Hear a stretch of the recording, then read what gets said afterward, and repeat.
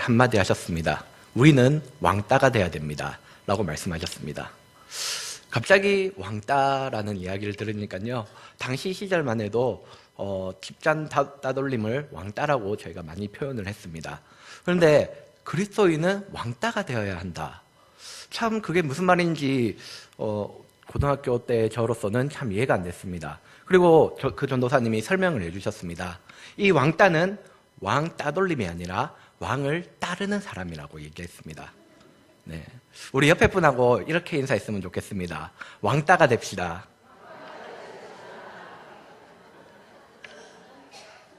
우리가 그리스도를 믿으면 믿을수록 세상과는 왕따가 되는 것이 바로 우리의 모습입니다. 그래서 세상 사람들은 우리에게 한 가지 단어로 우리를 지칭하기도 합니다. 그것은 바로 예수쟁이라는 단어입니다. 아마도 많은 분들이 이 단어를 다른 사람을 통해서 많이 들어보셨을 것입니다. 보통 예수쟁이라고 하면 예수님을 믿는 사람들을 낮추어서 부를 때 예수쟁이라고 이야기하기 쉽습니다. 하지만 저는 이 단어를 묵상할 때마다 내가 예수쟁이가 되어야 되겠다라고 생각하고 또한 그렇게 믿고 나아가고 있습니다. 왜냐하면 이 쟁이라는 말의 의미 때문입니다. 이 쟁이라는 말의 의미는 그것을 나타내는 속성을 많이 가진 사람을 얘기한다고 합니다. 그렇다면 예수쟁이는 무엇이겠습니까? 바로 예수님의 속성을 많이 가진 사람이 바로 예수쟁이라는 것입니다. 그래서 저는 예수쟁이가 참 좋습니다. 우리 한 번 더 옆에 분하고 인사하실 때 이렇게 인사했으면 좋겠습니다. 예수쟁이가 됩시다.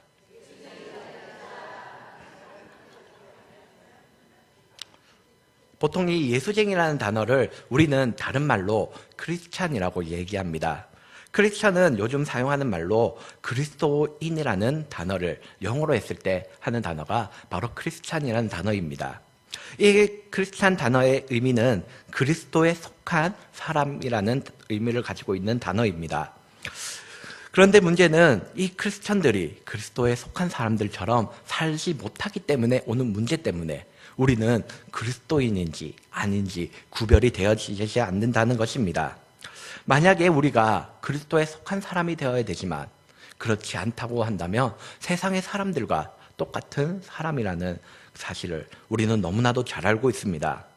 또한 우리에게 죄인 것들이 세상 사람들에게는 죄가 아닌 것이 얼마나 많이 있습니까?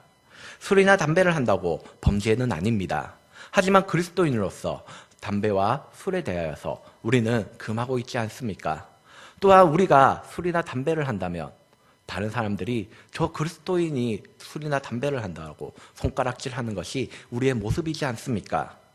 이것을 생각한다면 왠지 크리스천이라는 이 단어가 우리를 올가매는 단어인 것 같아 보입니다. 이런 모습을 볼 때 우리는 그리스도인으로 사는 것이 너무 답답하고 우리에게 자유가 없다라고 생각하고 있습니다. 하지만 예수 그리스도께서 우리에게 말씀하고 있습니다. 진리를 알지니 진리가 너희를 자유롭게 하느라. 오늘 본문에서 크리스천, 그리스도라는 단어는 나오지 않습니다. 왜냐하면 처음 그리스도인이라고 불린 곳은 예수님의 활동하였던 사복음서가 아니기 때문입니다. 그 후인 사도행전 11장 26절을 통하여서 그리스도인이라고 불리게 됩니다. 만남에 안디옥에 데리고 와서 둘이 교회에 1년간 모여 있어 큰 무리를 가르쳤고 제자들이 안디옥에서 비로소 그리스도인이라 일컬음을 받게 되었더라 라고 성경은 기록하고 있습니다. 한마디로 안디옥 교회에서부터 그리스도인이라는 단어가 태어났습니다. 하지만 오늘 본문에서 알 수 있다시피 오늘 본문을 듣는 사람들을 성경은 무엇이라 하고 있습니까? 바로 자기를 믿는 유대인이라고 이야기하고 있습니다. 바로 예수님을 믿는 사람들, 즉 그리스도인들, 제자들을 이야기하는 것입니다. 바로 제자들이 바로 그 믿는 유대인이며 또한 그들은 예수님과 함께 동행했던 사람들입니다. 그렇다면 이 그리스도인, 그리스도를 따르는 자들, 그들은 바로 그리스도인이라는 사실입니다. 그리고 그것은 2000년 전 그들의 이야기가 아니라 지금 우리에게 하시는 하나님의 말씀이라는 사실입니다. 예수님께서는 그리스도인들, 즉 제자들에게 이렇게 말씀하십니다. 너희가 내 말 안에 거하면 참으로 내 제자가 되고 진리를 알지니 진리가 너희를 자유롭게 하리라. 한마디로 우리가 예수님의 제자, 그리스도인으로 살아간다는 것은 우리를 가두는 것이 아니라 우리를 자유롭게 하기 위함이라고 오늘 말씀을 통해서 그리스도인들에게 이야기해주고 있는 것입니다. 이것은 우리가 생각해야 될 진정한 그리스도인의 모습입니다. 그리스도인의 진정한 모습은 예수님의 말 안에 거하며 참으로 제자가 되어서 진리를 알고 또한 그 진리가 우리를 자유롭게 하는 것이 바로 그리스도인의 모습이라는 것입니다. 그렇기 때문에 그리스도인이라는 것은 우리를 가두는 틀이 아니라 우리를 자유롭게 하는 것, 그 자체라는 사실입니다. 그렇다면 우리는 그 자유를 누리기 위해서 어떤 것이 필요한지 오늘 말씀을 통해 살펴보려고 합니다. 먼저 예수님께서는 자기를 믿는 유대인들에게 말씀하셨습니다. 이 유대인들에게는 한 가지 특별한 사상이 있었습니다. 그것은 바로 선민 사상입니다. 한마디로 하나님께서 그들을 선택한 민족이라는 사실입니다. 그들은 그 선택을 이렇게 생각하였습니다. 하나님께서는 아브라함을 선택하시고 또한 아브라함과 언약을 맺으셨습니다. 그리고 그 언약은 이삭과 야곱을 거쳐서 출애굽 사건을 통해서 그 일을 이루시기 시작합니다. 구 이스라엘은 여호수아 시대와 사다 시대를 거쳐서 사울과 다윗이라는 왕정 시대가 오게 되고 그 후 분열 왕국 시대를 거쳐서 신구약기를 지나서 가장 중요한 예수님의 탄생까지 이어지고 있는 것이 바로 그들의 선민 사상입니다. 그러나 그들은 한 가지를 알지 못하였습니다. 구약에 약속하신 그 메시아를 보내줬음에도 불구하고 그들은 다른 메시아를 찾았습니다. 메시아라고 하는 예수님을 십자가에 못 박고 또한 그 예수님을 무덤에까지 들어가게 한 것이 바로 그 유대인들이었습니다. 하지만 예수님께서는 먼저 그런 유대인들에게 말씀하셨습니다. 그리고 그 오늘 말씀은 우리에게까지 이루어져 내려오고 있다는 사실입니다. 2000년이 지난 지금 예수 그리스도를 믿는 그리스도인들, 지금 오후 예배에 모여있는 우리 성도님들에게 예수 그리스도께서 말씀하신다는 사실입니다. 문제는 그 말씀을 우리는 섬세하게 듣지 못한다는 것에 있습니다. 하나님의 음성을 섬세하게 듣고 그 하나님의 말씀대로 살고 싶지만 우리에게 그 말씀이 들리지 않는다는 것입니다.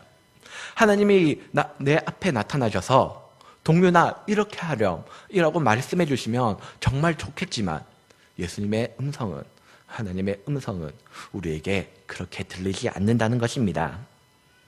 구약시대에 하나님께서는 사람들에게 여러 가지 방법으로 말씀하셨습니다. 먼저 천지를 창조하신 하나님께서는 아담에게 직접적으로 말씀하시기도 하셨습니다.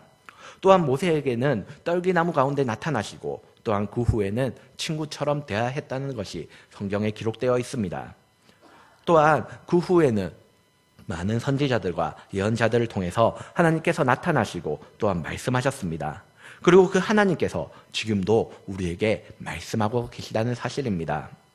그런데 우리는 어떻습니까? 그 음성을 듣고 살고 있습니까? 시편 81편 11절에는 이렇게 얘기합니다. 내 백성이 내 소리를 듣지 아니하며 이스라엘이 나를 원하지 않는도다 라고 말씀하고 있습니다. 이 시편의 기자가 이야기하는 모습이 우리의 모습이지 않습니까? 내 백성이 우리가 하나님의 음성을 듣지 않고 또한 우리가 그 음성을 듣지를 원하지 않고 있다는 것입니다. 하나님은 우리에게 매일 전화를 하십니다. 매번 우리에게 전화를 하시지만 우리는 그 하나님의 음성에 대하여서 듣기 싫어요, 소신 거부하고 있지는 않으십니까? 하나님께서는 말씀하시나 들어야 하는 우리가 그 음성을 들으려는 시도조차 하지 않고 있지는 않으십니까? 하나님은 우리에게 여러 가지 방법으로 말씀하고 계십니다. 우리의 영성을 위해서, 우리의 삶을 위하여서 계속 우리에게 말씀하고 계십니다. 하지만 우리는 그 하나님의 음성이 들리지 않고 또한 심지어 원하고 있지도 않다는 것입니다. 오로지 나의 유익, 나의 것들만을 위하여서 나의 것들만 챙기고 있고 하나님의 음성은 저 멀리로 두고 있지는 않으십니까? 우리가 그러할지라도 하나님께서는 지금도 우리에게 말씀하고 계십니다. 우리에게 말씀하시고 그 말씀을 들으라고 우리에게 이야기하고 계십니다. 혹시 나의 유익, 나의 것 때문에 말씀하시는 하나님의 음성이 들리지 않으십니까? 지금 이 시간 우리의 마음을 확인해 보십시오. 내가 하나님께 대하여서 수신 거부하고 있지는 않으십니까? 그리스도인 제자라는 사람은 하나님의 음성대로 살아가는 사람입니다. 그러기 위해서는 먼저 하나님의 음성을 듣고 나아가시는 우리 대연제일교회 성도님 되시길 소원합니다. 우리가 왜 음성을 듣지 못하는 것에 대하여서 성경은 죄 때문이라고 이야기하고 있습니다. 우리가 성경의 많은 인물들이 죄로 인하여서 하나님과 그 모습이 단절되는 것을 우리는 너무나도 많이 보았습니다. 하지만 우리가 그 많은 사람들을 방면교사로 삼지 않고 그들의 모습을 따라가고 있지는 않습니까? 죄로 인해 하나님과 나의 관계가 단절되어서 더 이상 그 하나님의 음성이 들리지 않고 있지는 않으십니까? 그리스도인은 하나님의 음성을 듣는 사람들입니다. 하지만 그 하나님의 음성을 듣기 위해서는 먼저 우리의 마음밭이 하나님의 음성을 듣기에 부족함이 없는 마음밭이 되어야 합니다. 그러기 위해서는 먼저 우리의 죄를 해결해야 합니다. 우리가 하나님 앞에 우리의 죄를 회복하며 회개하며 나아갈 때 순결한 신부와 같이 있을 때 하나님께서는 우리에게 말씀하고 계십니다. 혹시 지금 나에게 하나님의 음성이 들리지 않습니까? 그렇다면 점검해야 볼 게 있습니다. 그것은 바로 하나님과 나의 관계를 단절시키고 있는 죄가 있진 않으십니까? 그 죄가 있다면 그 하나님의 음성은 그 죄로 인해 들리지 않게 될 것입니다. 그리고 그 끊어진 관계로 인하여서 죄는 우리를 사망으로 몰아넣기도 합니다. 이제는 우리가 하나님 앞에 우리의 죄를 고백하며 순전한 마음으로 하나님의 음성을 들을 때입니다. 우리의 마음을 준비되었을 때 하나님께서는 우리에게 말씀하여 주시고 우리는 그 말씀대로 살아갈 것입니다. 그럴 때 그리스도인에게 자유가 더하여질 것입니다. 이제는 우리가 하나님의 음성에 들을 준비가 되었다라면 이제 그 음성에 귀를 기울여야 합니다. 오늘 본문은 예수님께서 이렇게 말씀하고 계십니다. 너희가 내 말 안에 거하면 참으로 내 제자가 되고, 그리스도인 즉 제자가 되기 위해서는 먼저 전제되어야 될 것이 있습니다. 그것은 바로 하나님 말씀 가운데 거하는 것입니다. 그런데 하나님의 말씀 가운데 거한다는 것은 도대체 무슨 의미를 가지고 있을까요? 오늘 거한다는 의미를 헬라어로 표현하며 메이네테라고 합니다. 그리고 이 거한다는 의미는 예수 그리스도의 말씀대로 살아가겠다는 확고한 결단입니다. 또한 이것은 행위적으로 항상 예수 그리스도의 말씀을 읽고 듣고 묵상하겠다라는 의미 역시 가지고 있습니다. 한마디로 내 말이 너희 안에 거하면이라는 의미는 하나님의 뜻대로 살아가겠다는 확고한 결단을 가지고 항상 하나님의 말씀을 읽고 듣고 묵상한다는 의미를 가지고 있습니다. 하지만 어떻습니까? 그렇게 살기가 쉬우십니까? 아마 많은 분들이 이 부분에서 넘어지고 하실 것입니다. 제가 학생들을 가르치면서 학생들에게 한 가지 물어본 것이 있습니다. 왜 성경 읽기가 어려울까에 대한 질문이었습니다. 저는 성경이 어렵거나 성경에 있는 단어가 너무 어려워서요 라고 얘기할 줄 알았습니다. 그런데 아이들의 대답은 바로 바빠서였습니다. 그런데 아이들의 삶을 바라보면 정말 바쁩니다. 제가 한 아이의 하루 일과를 말씀드리겠습니다. 먼저 학교를 마치면 방과 후 활동을 합니다. 방과 후 활동을 마치면 첫 번째 학원을 갑니다. 주로 컴퓨터, 태권도, 피아노 같은 것들을 배웁니다.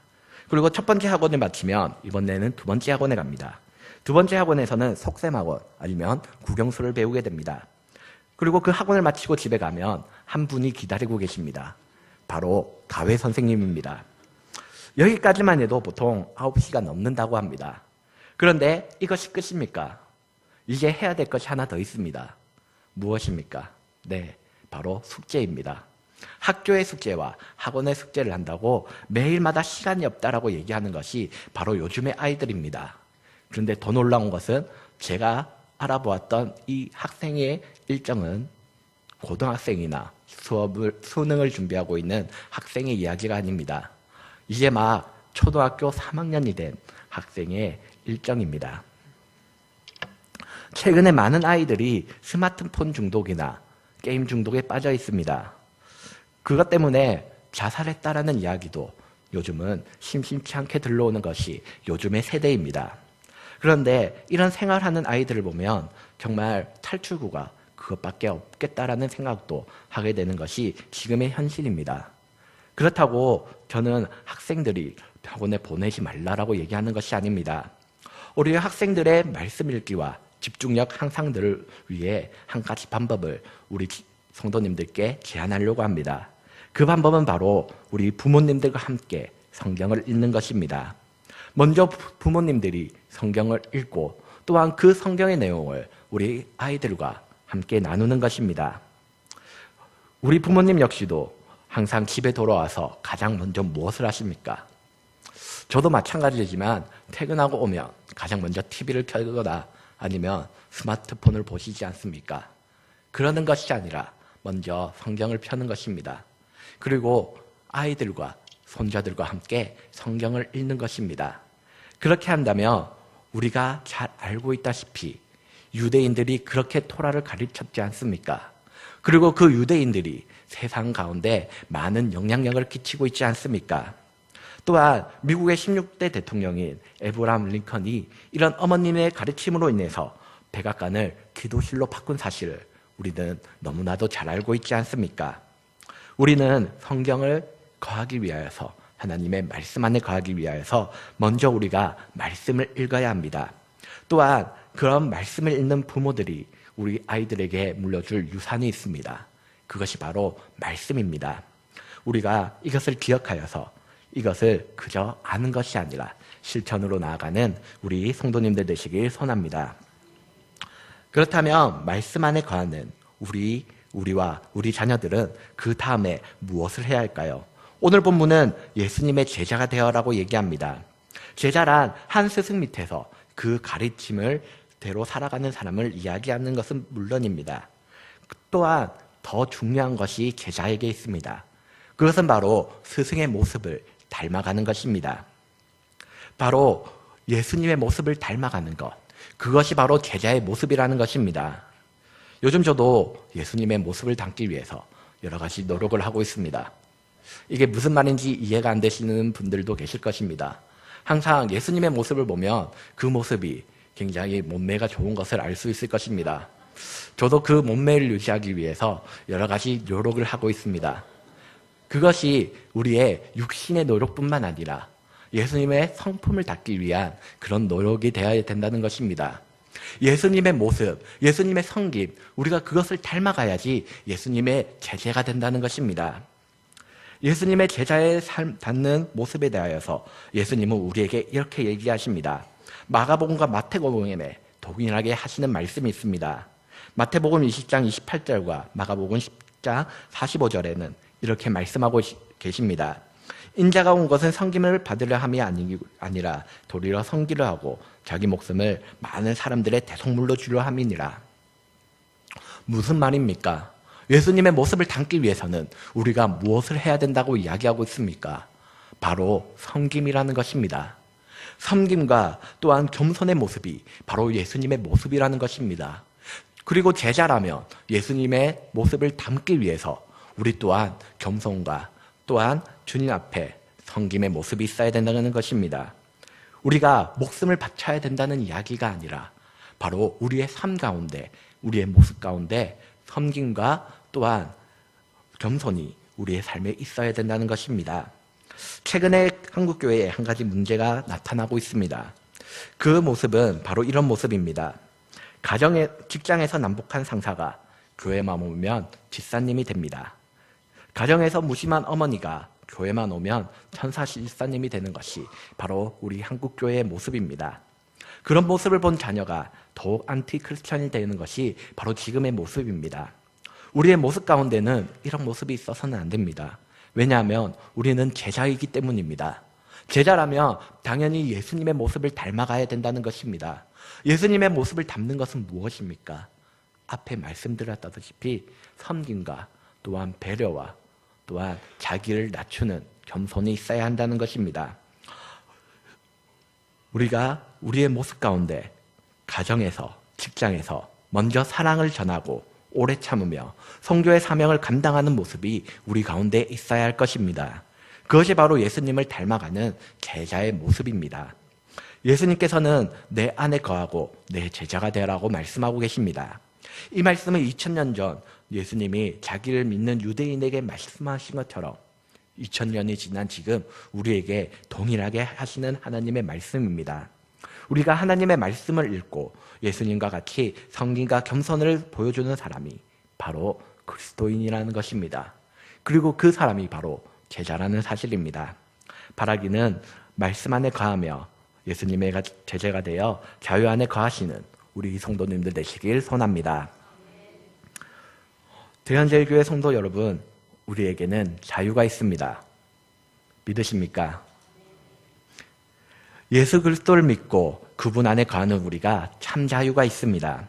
또한 주님의 말씀 안에 거하며 그분의 제자가 되기로 확신하는 우리에게 진리이신 하나님께서 자유를 더하여 주실 것입니다. 그렇다면 우리는 무엇을 해야 됩니까? 하나님의 말씀 가운데 거하며 그분의 제자가 되기만 하면 그 자유를 누릴 수 있습니다.